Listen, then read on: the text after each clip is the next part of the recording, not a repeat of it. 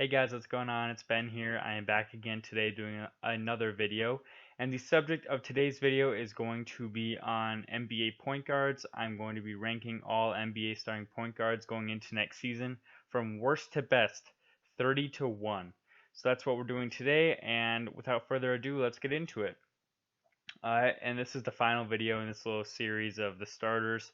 I'll be doing one on 6 men as well, so look out for that. But if you want to see any other of the other position ranks, go back and they're on my channel and you can look through those as well. So at number 30 for the Dallas Mavericks, I have Jalen Brunson. I believe that they're going to start him over JJ Barea. And really, he's just a really raw player. He showed a few promising flashes last year, but overall, I think he's really raw and still needs to refine his game a lot and has a lot to work on. So he's down here at 30. At 29, I have Ish Smith of the Washington Wizards. Not a bad player whatsoever, but just overall, he should not be a starter in the NBA. He's just much more of like a bench guy and a good backup point guard, but a very poor starting point guard. He is not a very good shooter. He doesn't penetrate well off the dribble. Not a great distributor. He does everything okay, but nothing good. Number 28, I have DJ Augustine. Very similar to Ish Smith, except throw in that he's a good shooter. He does everything okay. He's better on offense than on defense because he's only 6 feet tall and not very strong or fast or anything. But he is a good three-point shooter, and that's what he's got going for him. So because of that, I've got him over Ish Smith. Next at 27, I have Terry Rozier. In my opinion, a guy who, yes, he showed some promise in the playoffs 2 years ago, but we still haven't really seen anything that proves that he's a worthwhile NBA starter or that he would even be that good if he were the starter for a team. Very inefficient scorer, doesn't really play much defense, and so for those reasons, I am down here at 27. At 26, I have Chris Dunn for the Bulls. I think he will initially start over Kobe White. I think Chris Dunn plays some good defense. He's a decent distributor. His offensive game is very raw still and not very good, but he's an above average defender and an average distributor, and that's enough to get him up to this spot on this list. At 25, I have Derek White for the Spurs, a guy who I think people overrate a little bit too much based on his playoff performance this last year. I think he's a decent player for sure, but not amazing by any means. I think he's more like a great bench player rather than a guy who should be starting, in my opinion. I think the Spurs will start him at point guard though, and I think he'll be fine, but I don't think he'll be that showstopper that people think he might turn out to be. At 24, I have Ricky Rubio, a guy who is kind of like the better version of Chris Dunn to me. Not a very good shooter, but he distributes really well and he is a decent defender.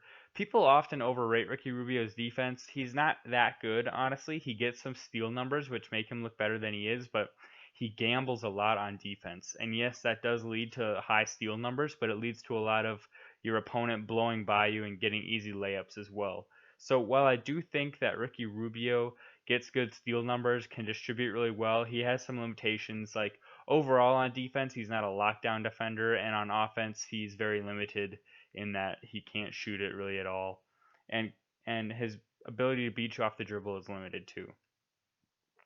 Next, I have Rajon Rondo, who at this state in his career is basically the same player as Ricky Rubio to me, except Rondo's a more consistent defender.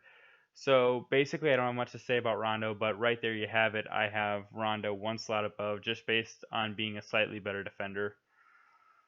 At number 22, excuse me, I have Ja Morant, who I think will be a good player for the Grizzlies. I think he'll put up very similar numbers to Trae Young last year. I bet he'll average around 18 to 20 points per game and about 5 to 6 assists a game and maybe a steal or two. He's basically going to be given the keys to this team and allowed to do as he pleases. So I expect big, gaudy numbers, but maybe he'll have pretty low efficiency. So that's where I'm at on Ja Morant. At 21, I have Colin Sexton, who I'm only giving the edge to over Morant because I feel like Sexton has the year of NBA experience under his belt, and if he does improve a bit, he'll look a bit better. And last year he averaged like 17 points and 4 assists a game. That's pretty good for a rookie year. So we'll have to see if he improves on that progress whatsoever, or if he sort of stagnates because he's only good.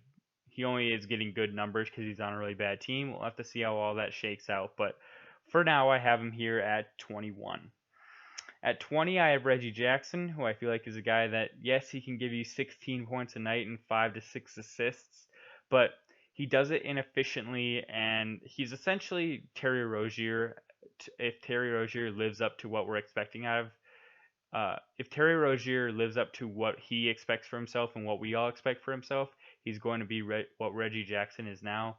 Reggie Jackson was in a similar scenario on the Thunder where he thought, hey, I'm too good to be a backup. I need to be moved. So the Thunder moved him, and he became this average starter on Detroit. I think that's what Terry Rozier will end up being. At number 19, we have Pat Beverly. I know some people might think he's sort of low here. He is a great defender, possibly all NBA defensive team, but you got to understand that his offensive game is limited. He can't really create his own shot or get his own shot off by himself. He has to do like catch and shoot shots, and really he's a spot up shooter, and yes, he can shoot well at sometimes, but he can be streaky. His 3-point percentage isn't actually even that high. It's just average. Whereas I think a lot of people think of him as like a knockdown shooter. He's an average shooter. He can't create for himself on offense. His distribution is average on his good days and mediocre on his bad days. So while his defense is tremendous, and I think a lot of people would presume he should be ranked higher, I have him ranked down here based on limitations on offense. Let's see here. At 18, I have Jeff Teague. Now you might say Pat Beverly's better than Jeff Teague, but remember, Jeff Teague was injured last year. I think on Jeff Teague's best days, he's a far better player than Beverly. Jeff Teague's a former All-Star, and yes, a lot of people say he's one of the worst All-Stars ever, but nonetheless, he was an All-Star. On his best days, he can get you an efficient 16 points and 6 assists a night and be an average to above average defender. So for those reasons, I have him here above Beverly at 18.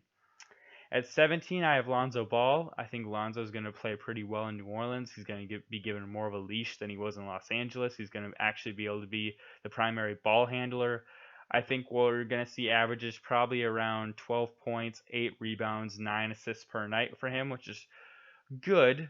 I bet you his shooting will still be pretty bad. I think his goal should be shoot 40% from the field and 33% from 3. Those would be really good market improvements for him.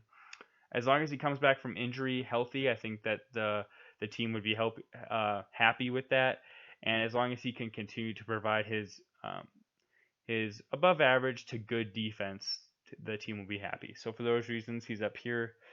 At 16, Dennis Smith Jr., a guy who is inefficient but can put the ball in the hole, and that's what this Knicks team needs. I expect him to grow this year.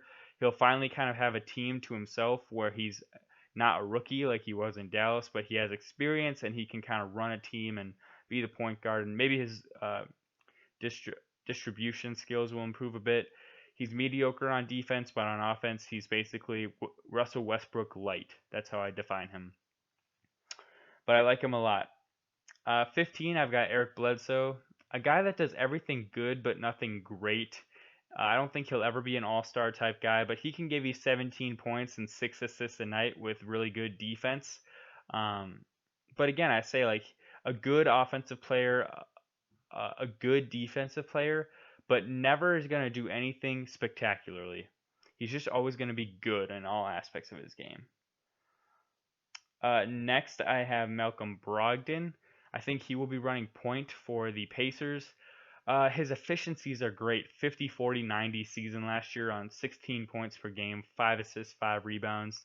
I hope he comes back with the Pacers, and even if he's not playing with Giannis, he still puts up similar numbers and efficiencies because those were amazing. And I'd argue he was the second best player on Milwaukee for a good portion of last year with the efficiency numbers, because if you look at Chris Middleton, he was only averaging like a point and a half more than Brogdon, and he was significantly less efficient. So I'd say Brogdon is the most efficient player on this team.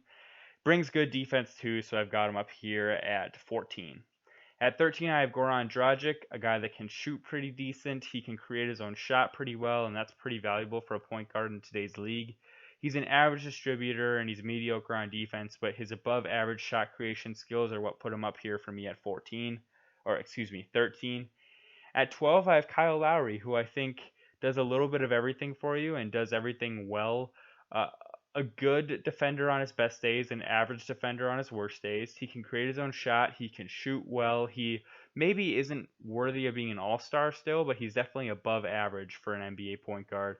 And that's why I have him here at number 12. At 11, I have Chris Paul, who I feel like is very similar to Kyle Lowry at this stage of each of their careers, but Chris Paul just does everything a little bit better, is a little bit more has more basketball IQ, I'd say, and is still a better defender than Lowry. So that's why I have him above Kyle Lowry here at 11. At 10, I have De'Aaron Fox, who is a lightning quick dude. He's kind of like a skinny John Wall, is how I would define him. He's still developing, but this coming year, I expect averages of around 19 points, 8 assists a game, 2 steals a game. I think he'll be really good, take a big jump, and will just continue to further develop. And as I say, he's a skinny John Wall. That's who I'd comp him to. So I've got him here at 10, but a player that I personally like a lot. At 8, I have, or excuse me, 9, I have Mike Conley. Really good defender, has blossomed offensively in about the last 2 seasons. Can distribute pretty well. Again, it's sort of a thing where he does everything well on offense, and then on defense he's really good. So that's why he's better than a player like Bledsoe to me. Is that like he does everything well on offense like Bledsoe, but on defense he's a better defender, I'd say. And he has a higher basketball IQ. He has like a Chris Paul level basketball IQ. So that's why I put him up here. And still a bit younger than those guys like Lowry and Chris Paul. Next, I have Jamal Murray, and I'm putting him up here because I think he'll take a big step this next year, average around 18 to 19 points a game, 7 assists, hopefully. That would be great. He's a very good shooter and can create his own shot.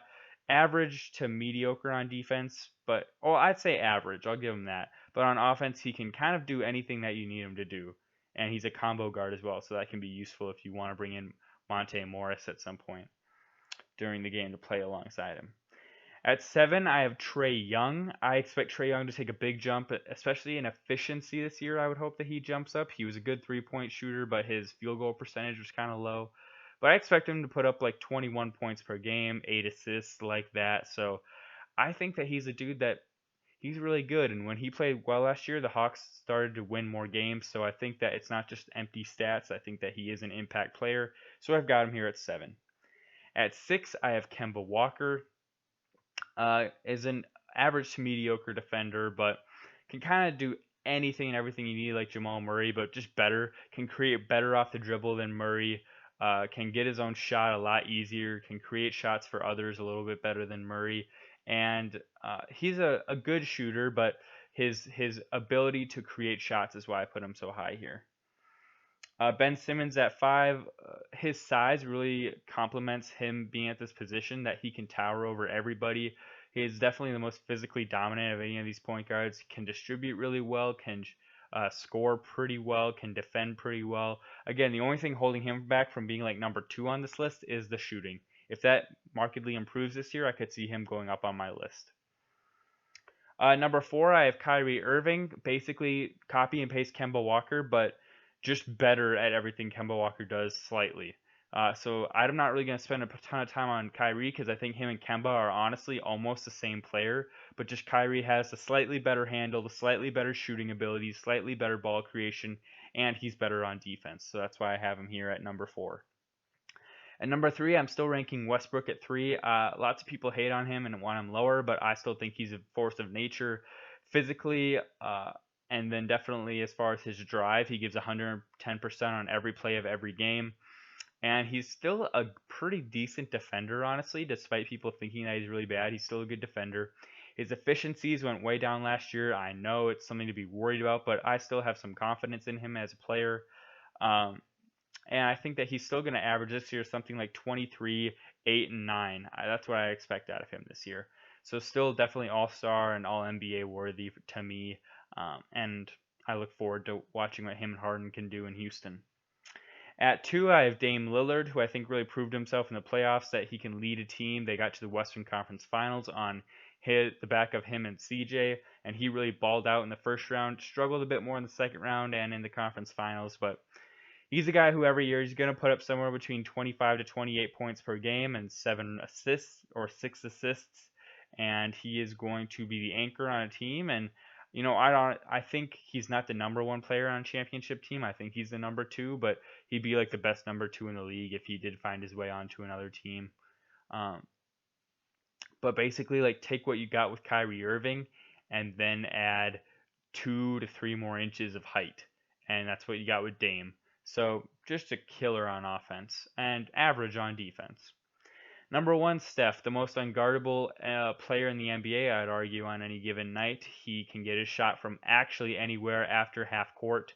And on defense, he's mediocre, but on offense, he's the most unique player we've ever seen, and he's the biggest weapon of anyone in the NBA because he creates more spacing than any other player in NBA history, and he's just deadly.